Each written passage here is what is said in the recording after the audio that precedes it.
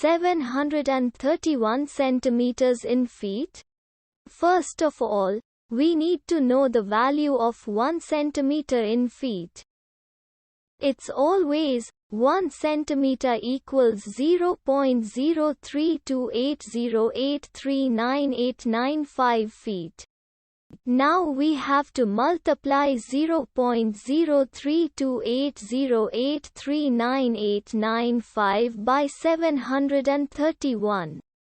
Therefore, 731 centimeters times 0.03280839895 feet equals 23.9829396324 feet. So, in other words, 731 centimeters equals 23.9829396324 feet. We hope you have enjoyed this video. Please like and subscribe to our channel for more videos like this.